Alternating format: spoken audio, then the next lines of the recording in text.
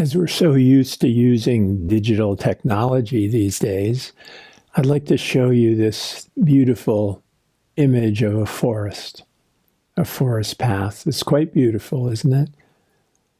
And this is something that the digital technology allows us to see. But what are we really looking at here? What are we really seeing here? It looks like a forest, a beautiful image. But what it really is millions of small, tiny pixels. These pixels are, through amazing science and technology, are brighter or dimmer according to their brightness level, and the colors come from red, green, and blue. Just these colors together make these myriad other colors and allow this beautiful picture to be seen. It's quite extraordinary, isn't it? So we don't really want to look at the pixels and see it as just a bunch of tiny little rectangular shapes. We'd rather see it as a forest, right? But you can look at this image and also see it as pixels if you take a moment to do this. That really what you're looking at is a screen with millions of tiny little rectangular pixels. That's what you're really seeing. Now, if you were the photographer who took this picture, presumably with a digital camera, because that's what we use nowadays, he or she would actually be in this forest and seeing this forest. He'd be able to walk down that path. We can't do that with the screen. We can't walk down the path. We can't touch the trees and feel the bark of them. We can't feel what it's like to be in that environment. But the photographer can. He could walk down this path. He could feel the texture of the bark of those trees. And if there were mosquitoes in the forest, which there probably are, he could be bitten by the mosquitoes, whereas we're not. So there's an advantage to not being there. But he has a three-dimensional view. He can touch this. He can see things, walk around the tree and see it from the other side. He can walk down the path. He can feel his feet on the earth. He can feel the air in his face from there. He can feel the smell of the forest. All these things we can't do by looking at it, but he can do all these things. And why and how does he do this? Well, through his eyes. Through his eyes there. So what we're looking at on the screen, we know is pixels. So it's not really a forest, it's pixels on a screen. And what he's seeing, the photographer in the forest, is presumably reality. He's seeing it as it really is. He's there in it, feeling everything that's going on, being able to touch whatever he wants, feeling the bite of the mosquitoes. All that stuff is going on around him. If it rains, he can feel the rain. If the sun comes out, he can feel the sun. All that is there. And that's what we would consider reality. So the photographer is experiencing reality, and we're experiencing a representation of reality, an illusion of reality. But is the photographer really experiencing reality himself or herself? Are they experiencing reality? If you were to join the photographer in that forest, would you really be experiencing reality? Now, your eyes, what you're seeing in the forest is sort of like a camera, right? There's a focusing lens of the eye, and there's a retina in the back that's taking that and focusing that image in your eye. And there's your brain, which is processing all that information into name and form and what you feel about it, your experiences, your past experiences. All those things go into what you're perceiving Is that real? Is that real? Is that any more real than the digital image on your screen? What we see isn't what appears before our eyes, but what our brain is processing. We see the processing of the brain. That's what we see. So we often have a saying that seeing is believing, but that's actually not true. It's believing that is seeing. We see what the brain is processing, what the brain projects through our limited senses, our limited sense organs, our experiences, our information, our knowledge. This is what we see. It's conditioning. We're projecting our conditioning onto the world, and this is what we're seeing. Things are not as they appear to be. They're not as we perceive them to be. We're creating what we perceive through our brain. Our brain is doing that, the processing of our brain. And our sense organs is creating the world that we see. It is not the way it appears to be. So if we look at quantum physics, what is it? What is it really beyond its appearances? We can't really say what it is. In quantum physics, we look at the conundrum of the wave and the particle. Particles, we understand. Particles are, grow into smaller versions of atoms and molecules, but behave in a similar kind of a way. Mostly they're empty space. They don't appear to be that way, but there is something, some discrete element that we can point to and say that's a particle. But a wave is not like that. We cannot say where a wave is. A wave seems to be everywhere. And yet quantum physicists cannot say whether it's a particle or a wave. That's the conundrum. That's the duality of the particle and wave. They say sometimes it's a particle, sometimes it's a wave. Or another way of saying a particle is simply the collapsing of the wave into a form, into a particle, temporarily, but it's not really there. So particles are coming into and out of existence constantly, some so quick that they're invisible. There's not enough time to see them. And others create what we see, a world of form and matter and name and something that our sense organs, our limited sense organs, and our brain can process as, oh, this is it. This is why we see form where there might not really be form. This is why we see form where there's mostly empty space. Even in the molecular and the particle way of seeing things, it's still mostly empty space. And yet we see something solid with weight and form and color and everything. This is what we perceive when we're walking in the woods. The trees and the path, our body, all of this is something that we see. But a quantum physicist would not say that. They also see that because they have the same body and the same mental processing and all this stuff is going on. It's just that they know something different, something more than that. And that's the quantum level. That things are not as they appear to be. Not at all. But what are they? Quantum physicists have a problem with this. What is it really? What actually is a wave and a particle?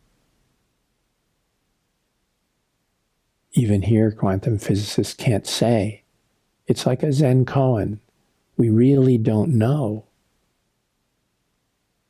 That's because we're looking outward.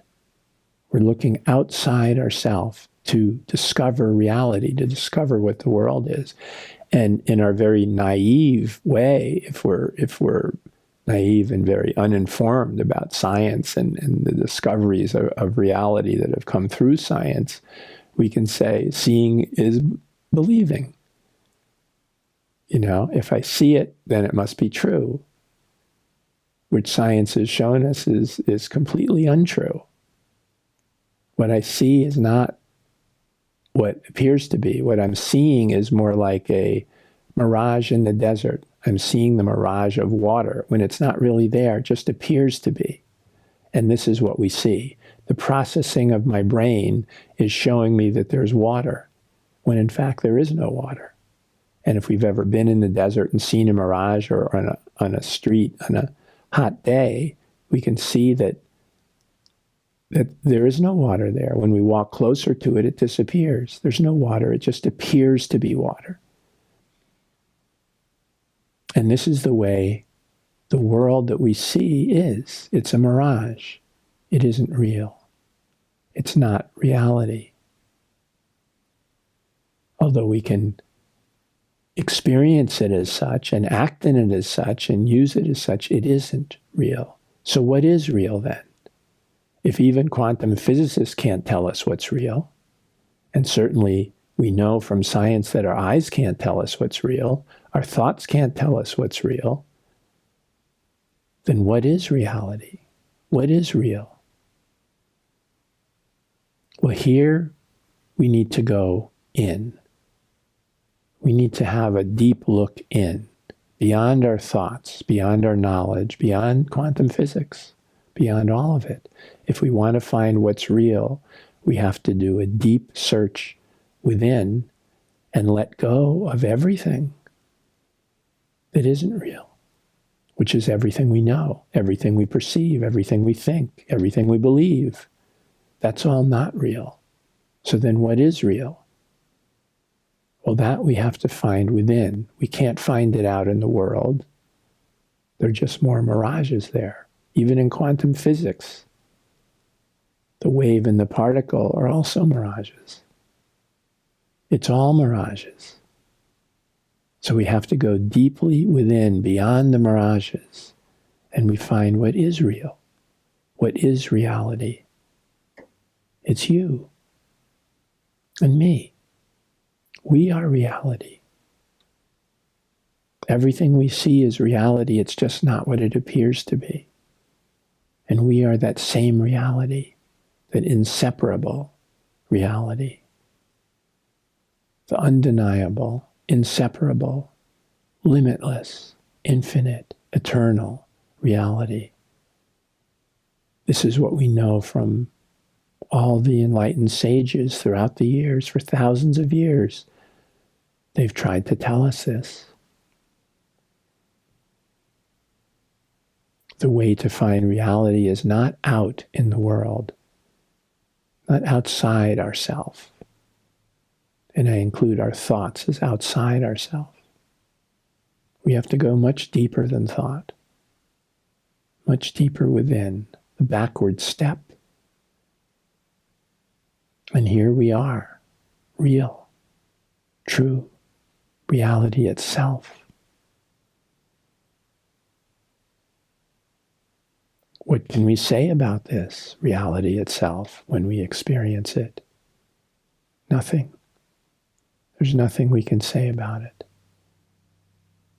It's completely unlike anything in the dream and the illusion, including quantum physics.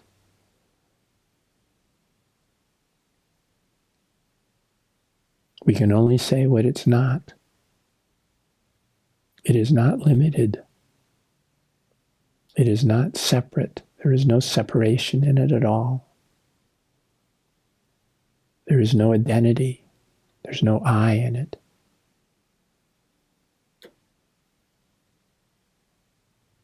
The bliss that we experience is only the absence of illusion. The peace we experience is only the absence of conflict. If there's no other, there's nothing to have conflict with. So there's constant peace.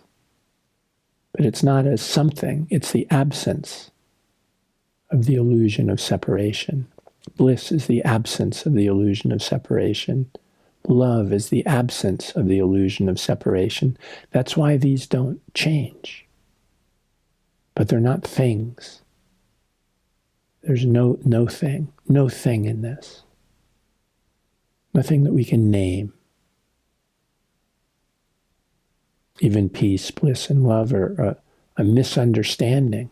It's so much more than what we think peace, bliss, and love are.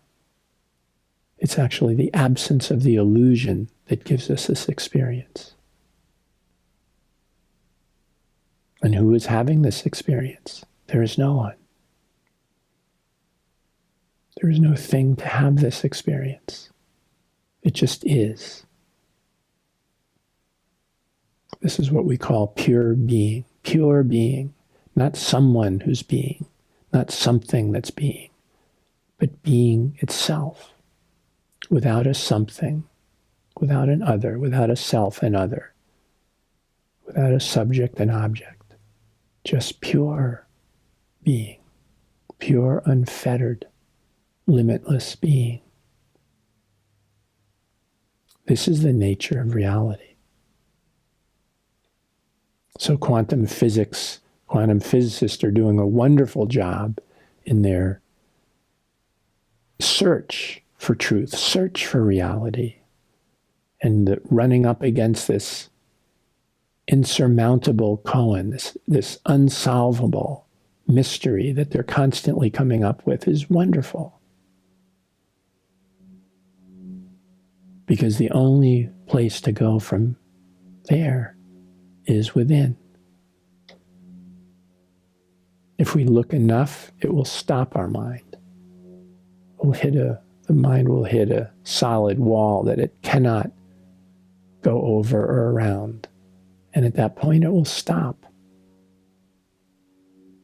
And the inner sense of peace and stillness and silence can be seen, can be experienced. And within that, we see reality. We see what we are. I apologize for using any words here. Silence, stillness, peace. These are all distractions. Any word is a distraction because it's not what it appears to be. This is entirely beyond all thought, all names, all form. This is only a guidance, a signpost to say what it is. So we've seen that what's on this screen, this is also just pixels, just like the forest. There isn't a person here. You can't reach out and touch me. It's amazing what science has done and technology to allow this to happen, but this is made of millions of pixels. That's what you're looking at, millions of pixels.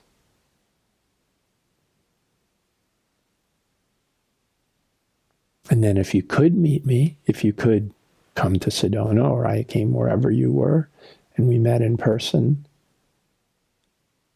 it's still not reality. You're using the body's senses and the processing of your brain to project an image that's more complete than this that you see here, much more complete. There's energy and all kinds of other things going on that you're aware of. But it's still not reality yet. And if we want to go deeper, we can look on the quantum level and see this as wavicles, a combination of particles in ways that we can't really say what it is, and all the other mysteries that happen in quantum physics. We could see it that way. We would have to have a big question mark, and we'd say, I don't know what this is. It's true. And then if we let go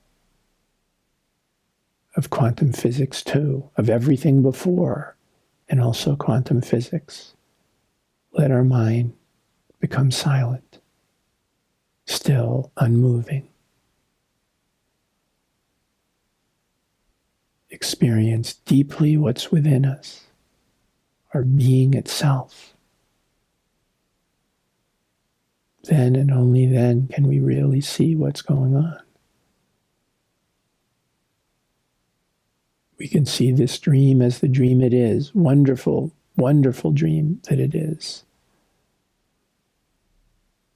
So much more complex than what we're seeing on the screen. So much more detailed, intricate, and intimate. So many more attributes to it. But still, none of these are true. None of these are reality. The reality is only found within this one undivided, inseparable truth. This one reality. When we use words, we call this things like the self with a capital S, or God, or the absolute, the unknown, the unknowable.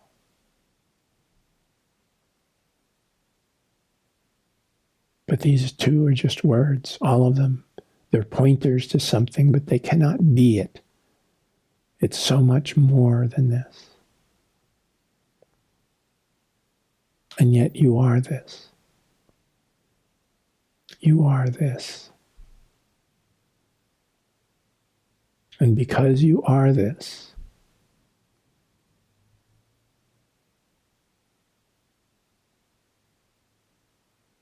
you can experience it. It is the most basic and simple thing there is. It is just pure, absolute being with no subject or object. It only requires a letting go of illusion, a letting go of a dream. And there's no effort involved in that either. You are this. I am this. There is nothing but this. This is the wisdom of Advaita.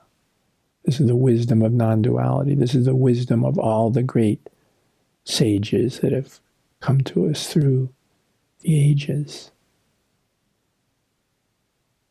Here and now and always. This is what you are. And that's why you can know it. Not as something outside you, not as knowledge, but as being itself. So here, when I use the word know, I mean be. You can be it because you are it. And that's the only real knowledge there is. The only real understanding there is your being.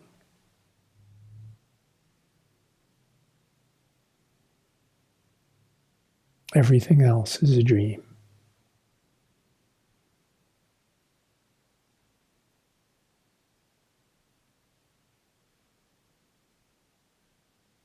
I hope this makes it a little more clear to you, and I know that to the mind this cannot be clear. It may sound very confusing to the mind. So I'm not speaking to the mind. I'm speaking to being, which you are.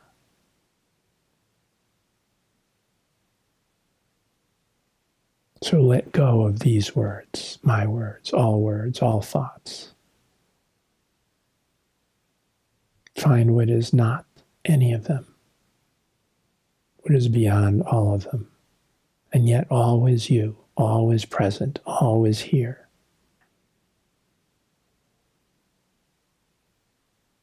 Let go and realize what you are. That is reality.